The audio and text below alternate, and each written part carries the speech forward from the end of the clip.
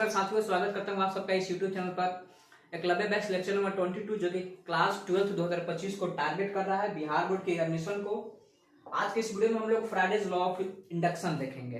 ठीक है, Michael Faraday ने अपना केमिस्ट्री में अलग नियम दिया था और फिजिक्स में अलग नियम दिया था। तो फ्राइडे का इलेक्ट्रोलाइसिस का जो नियम था वो ऑलरेडी आपको मंजिल सीरीज में मिल जाएगा, लेकिन ये फिजिक्स का EMI जो चैप्टर नंबर 6 उसका फ्राइडे के इंडक्शन का इसमें नियम मैंने बता रखा है। वीडियो को आप शुरू से लेकर के अंत तक देखिएगा। जितने भी क्वेश्चंस आते होंगे बिहार बोर्ड में और जितने भी क्वेश्चंस पूछे गए होंगे सारे के सारे सॉल्व हो जाएंगे। उसमें से थ्योरी न्यूमेरिकल सारे के सारे आप कर लोगे। तो चलिए स्टार्ट करते हैं।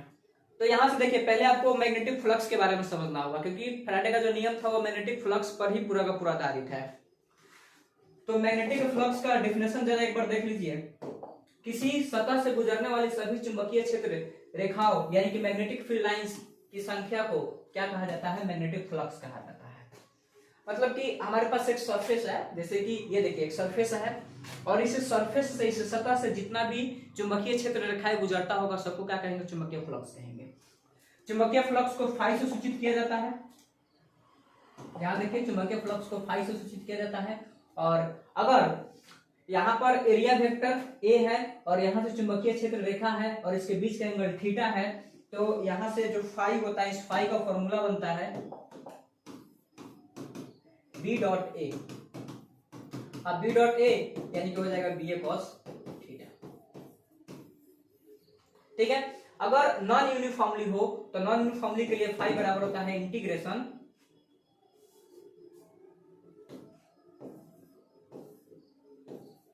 बी डॉट डी ए, यानी कि हो जाएगा integration B into D A cos theta.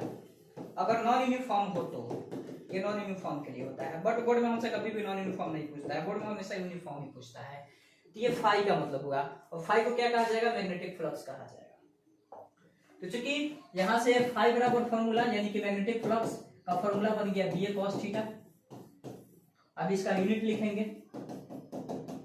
तो बी का मतलब होता है चुंबकीय क्षेत्र। ठीक है, चुंबकीय क्षेत्र,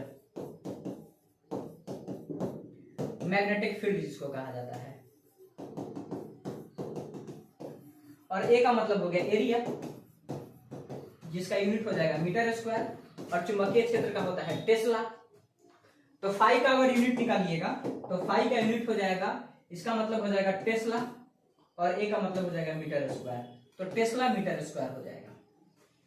अब चूंकि इसी टेस्ला मीटर स्क्वायर को वेबर कहा जाता है, तो आपको याद रखना है, अगर टेस्ला पूछा जाए तो टेस्ला होता है चुंबकीय क्षेत्र का यूनिट। मतलब कि ये जो टेस्ला वर्ड लिखा हुआ है ये हो जाएगा मैग्नेटिक फील्ड का यूनिट। उसके बाद वेबर, जिसको WB से सूचित किया जाता है, वेबर हो जाएगा मैग्नेटिक फ्लक्स का यूनिट। ठीक है, तो बोर्ड में हमसे डायमेंशन के भी क्वेश्चन पूछ लिए जाते हैं, उसको भी सॉल्व कर लेते हैं।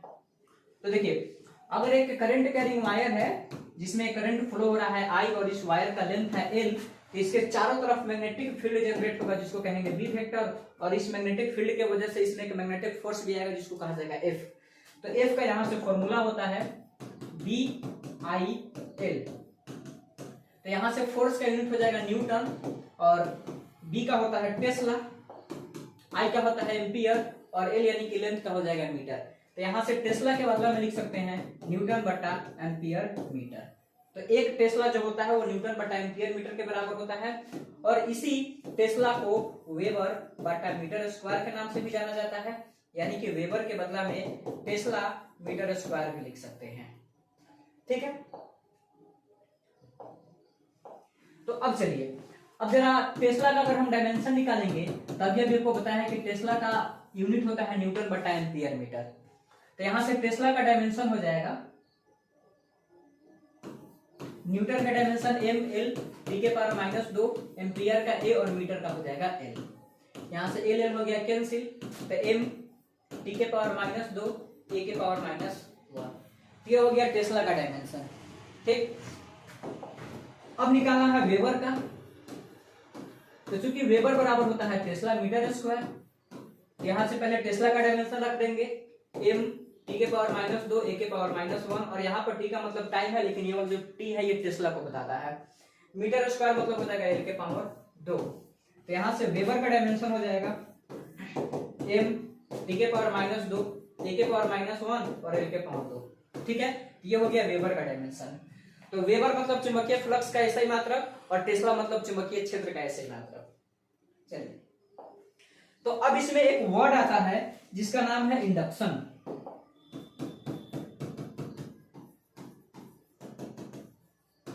ठीक है, इंडक्शन कहिए, या चूंकि ये जो चैप्टर है ये हमारा इलेक्ट्रोमैग्नेटिक इंडक्शन है, तो इसको हम इलेक्ट्रोमैग्नेटिक इंडक्शन के नाम से भी बोल सकते हैं। इलेक्ट्रोमैग्नेटिक इंडक्शन क्या होता है इसका मतलब, देखिए डिफिनेशन में लिख देता हूं। जब किसी कॉइल में चुंबकीय क्षेत्र में परिवर्तन किया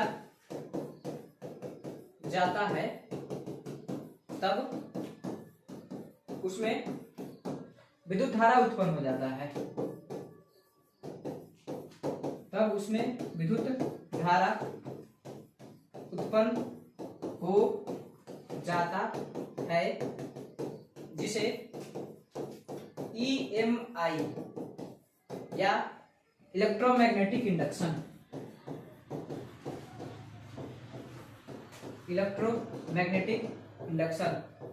कहा जाता है। ठीक है, तो यही डेफिनेशन आपको याद रखना है। अगर पास कोई सा भी कॉइल हो, अगर उस कॉइल में बार बार हम मैग्नेटिक फील्ड को चेंज करते रहते हैं तो उसमें करंट जनरेट होता है और इसी प्रोसेस को इलेक्ट्रोमैग्नेटिक इंडक्शन कहा जाता है। तो अगर सिंपल इंडक्शन का भी डेफिनेशन पूछे वहां से लेकर के आना है। इंडक्शन को हिंदी में प्रेरण कहा जाता है और इलेक्ट्रोमैग्नेटिक इंडक्शन को हिंदी में विद्युत चुंबकीय प्रेरण कहा जाता है।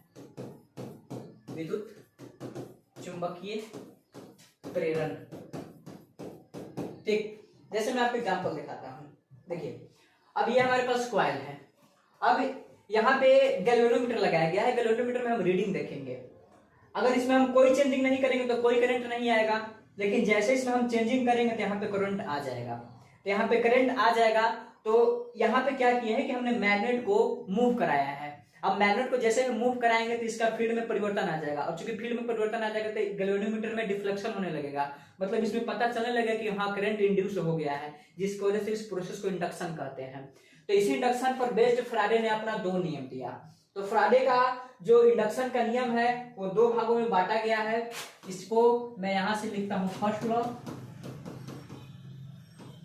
ऑफ फ्राडे, और यहां पर लिखूंगा सेकंड लॉ ऑफ फ्राडे। ठीक है, तो ये दोनों नियम को मैं एक ही बार में आपको बता दूंगा। देखिए, यहां से भी आप देख सकते हैं, यहाँ पे मैग्नेट है, मैग्नेट का साउथ पोल है, मैग्नेट का नॉर्थ पोल है, और यहाँ पे कॉइल है। जैसे ही हम इस मैग्नेट को मूव करेंगे, इसमें क्या होगा, इलेक्ट्रिक मैग्नेटिक फ्लक्स के मान में परिवर्तन आ जाएगा, जिसकी वजह से यहाँ पर करंट जनरेट होगा और उसको इंडक्शन कहा जाता है। और यहाँ पे गैल्वेनोमीटर लगा हुआ है, अभी इसका रीडिंग 0 है, बाद में पता चल जाएगा। जैसे इसको हम मूव करेंगे, इसमें गैल्वेनोमीटर का जो रीडिंग होता है ये डिफ्लेक्ट होने लगता है, जिसकी वजह से हम तुरंत पता चल जाता है कि इंडक्शन का प्रोसेस स्टार्ट हो गया है। ठीक है, तो यहां से फर्स्ट लॉ में देखिए, फर्स्ट लॉ बहुत ही आसान नियम है। इसमें कहा गया कि जब किसी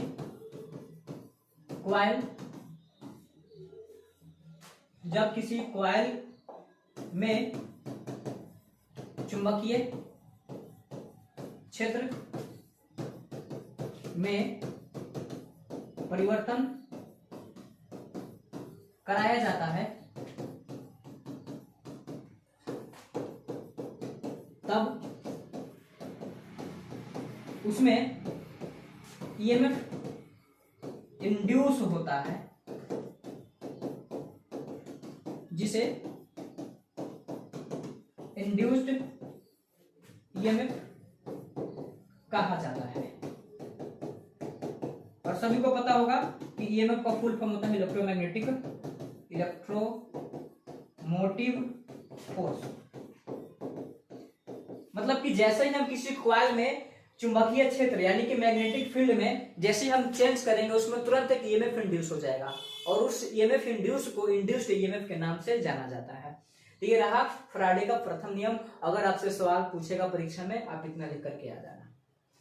अब सेकंड नियम में क्या होगा कि चूंकि जैसे ही हम चेंज करेंगे तो इसमें तो ईएमएफ इंड्यूस हो जाएगा।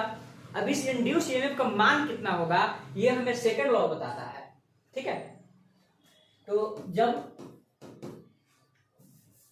मतलब कि पूरा का पूरा यही बात इसमें अगर लिखिएगा तो भी सही है, डायरेक्ट लिखिएगा तो भी सही है। किसी कॉइल का इंड्यूस्ड ईएमएफ, तो इंड्यूस्ड ईएमएफ को ई से सूचित किया जाता है, का मान चुंबकीय फ्लक्स में परिवर्तन के दर के बराबर होता है। ठीक है, मतलब कि इसमें जो ईएमएफ होगा इंड्यूस ईएमएफ ई का जो मान होगा ये चुंबकीय फ्लक्स में परिवर्तन के दर के बराबर होगा, मतलब कि डी फाई और बटा डी का बराबर होगा। और यहाँ पे लगा देते हैं माइनस। तो यहाँ जो फॉर्मूला है हमारे पास E बराबर माइनस डी फाई बटा डी टी, तो E बराबर माइनस डी फाई बटा डी टी जो है इसी को बोलते हैं फैराडे का सेकंड नियम, Faraday's second law of induction. ठीक है, तो यहाँ पे जो माइनस का सिंबल है, माइनस का सिंबल ये बताता है कि जिस डायरेक्शन में मैग्नेटिक फ्लक्स में चेंज होगा ठीक उसका उल्टा डायरेक्शन में ईएमएफ इंड्यूस होगा। तो अगर निगेटिव बात की चर्चा किया जाए तो जो निगेटिव बात है ये यही बताता है कि जिस दिशा में फ्लक्स में परिवर्तन होता है ठीक उसके विपरीत दिशा में